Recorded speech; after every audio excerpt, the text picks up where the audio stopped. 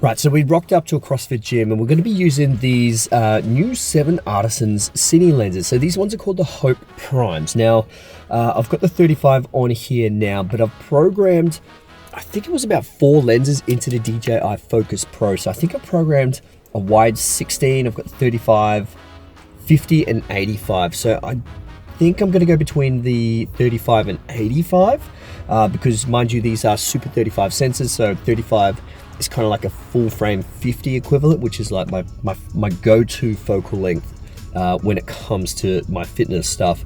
But 85 would be quite nice. You know, it's really tight. I could get some really tight emotion shots.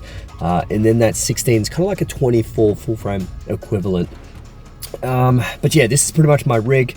Got a monitor on the top, the DJI Focus on the front, and obviously the focus handle on the side, the focus motor here. So pretty basic setup, but yeah, hopefully we'll see how it goes.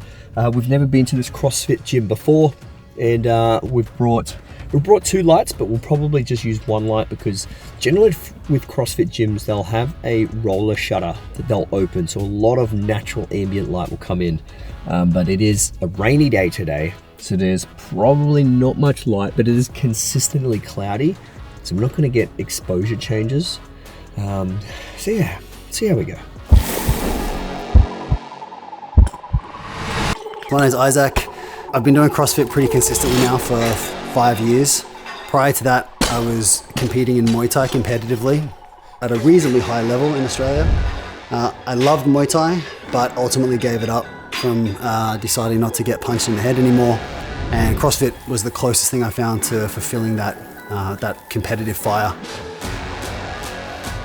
Really what it's about for me is starting my day off as hard as it really can possibly get. And I find that if I have physical suffering first thing in the morning and I have to push myself to do something hard, the rest of my day is so much easier.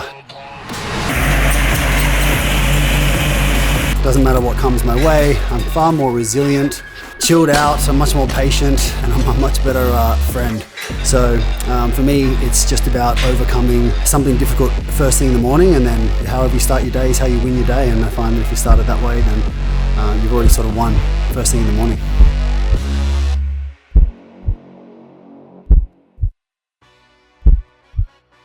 So that whole intro was shot on these Hope lenses. Now these are the new lenses by 7Artisans. It's a full kit of 10, 16, 25, 35, 50 and 85. So also I do have to mention that they did send this kit over to me, but they don't have any input on what I say in this video. Now they are Super 35 lenses, so it was actually filmed on the Sony FX30, and I did actually have the DJI LiDAR system, so I could get a little bit of autofocus in there at the same time as manual focus as well, because there's a ton of action, and manual focus pulling with CrossFit is pretty crazily hard. But these lenses have an incredibly sharp look. I absolutely love the look of these.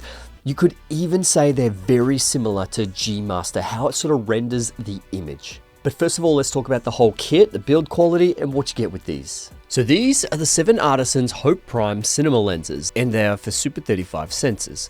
They come in Sony E, Fuji X, Canon R, and Micro Four Thirds mounts. They also come in black or a silver design.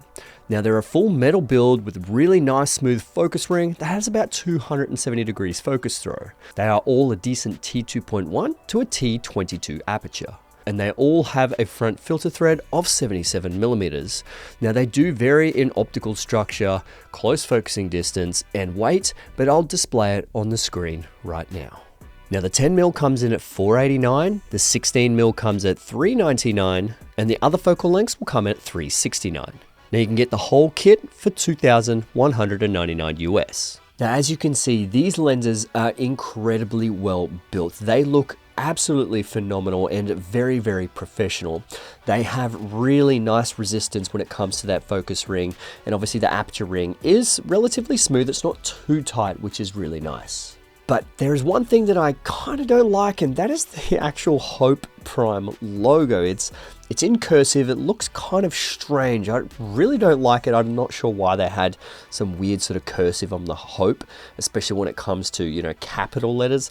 But other than that, it is pretty much cosmetic with that. But the rest of it, it's all actually etched in, which is pretty nice. Now, one thing that is welcomed with the size is that they are pretty consistent when it comes to the actual size of the barrel. Like, they're all absolutely consistent there. The heights do change just a little bit. The 10mm and the 16mm are the ones that tend to be a little bit shorter than the rest, whereas the rest are relatively the same height, but the thickness, they're the same there.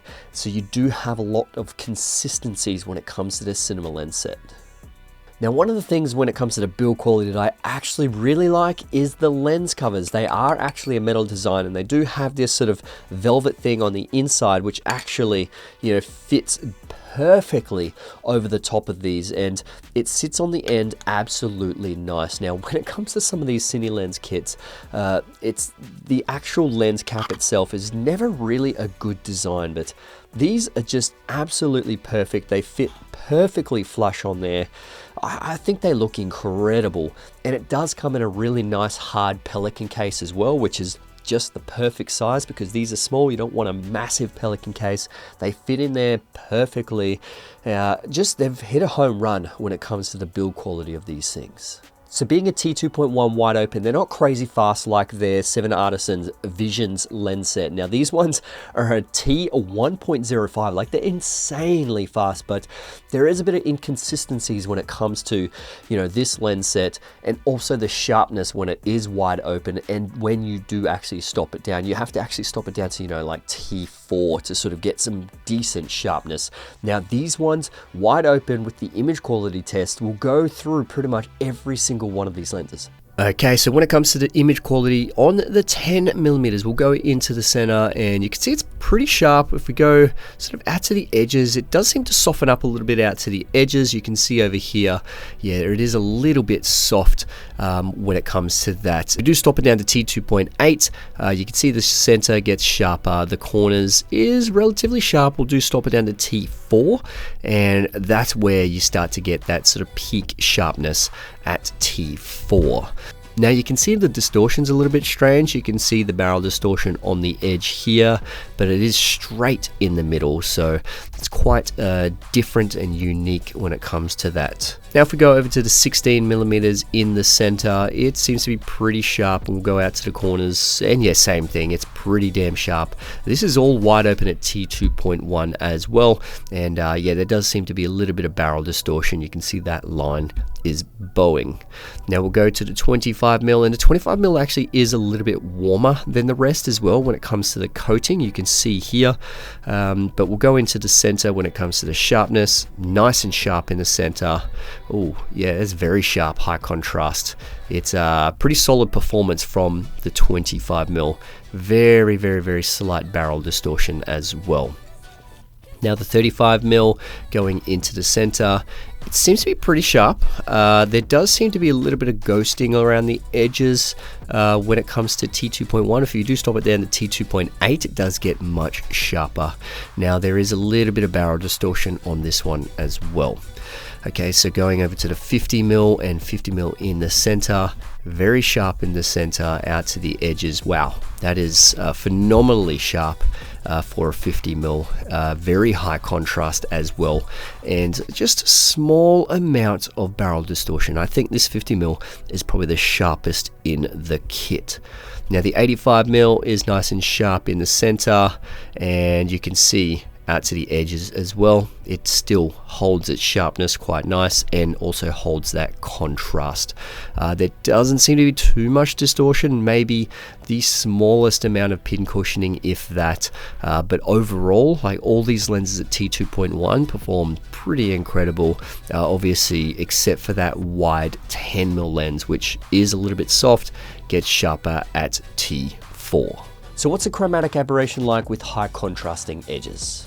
Now look, one thing they do pride themselves on is having low chromatic aberrations, and when I was filming wide open at T2.1, I could pretty much see none. Like, there are a lot of contrasting edges. Specifically when you are filming backlit, you will see chromatic aberrations, but these lenses are all clean, which is pretty good. I mean, if you are pixel peeping, you could probably see the smallest amount in some of them, but they are absolutely incredibly clean, and I love the look of this. Chromatic aberration is one thing that I personally just don't like on lenses. It is a little bit distracting in my opinion, but same again, it comes to personal preference, but you won't have any issues with these lenses. Okay, so we'll go into the Loca test, which is the longitudinal chromatic aberrations, and this is the 16 or the 10 mil, sorry, and it's perfectly clean when it comes to that Loca. And we'll go to the 16 mil, and you can see in the center, yeah, there's a ton of Loca there when it comes to that 16 mil. We'll go to the 25 mil, and the 25 mil is clean. Very nice. The 35 mil, you can see there is some there with the 35 mil. We'll go to the 50 mil, which is probably clean. There's a little bit when it comes to the 50 mil, not perfectly clean. And 85 mil, same thing again. There is a little bit there, nothing too crazy. Now, one thing that is really subjective, and that comes down to the flaring. Now, the flaring does differ between each of these lenses. It really does depend on what you actually prefer, what you find reasonable. But with any kind of flaring, this is where a matte box is going to help anyway, because you do want to have full control of what kind of light goes directly into the lens. So having a matte box will actually block out a lot of the sun. But you do have to take it into consideration that the 85 mil is probably the one that flares the most. And if you do get sun directly into the center, this is probably where it's going to completely wash out the image, and you probably won't be able to see anything very, in much detail. But this is one of those looks that I actually really like in some of my videos. So this is what these lenses look like on the full frame sensor. This is the Sony a7 IV, the 16 mil, you've got the 25 mil, and then when we start to get to about 35 and 50 and 85, you can barely notice the vignetting, and it almost has full frame coverage. Now, for those who want to know, this is the bokeh shape that you get out of these lenses.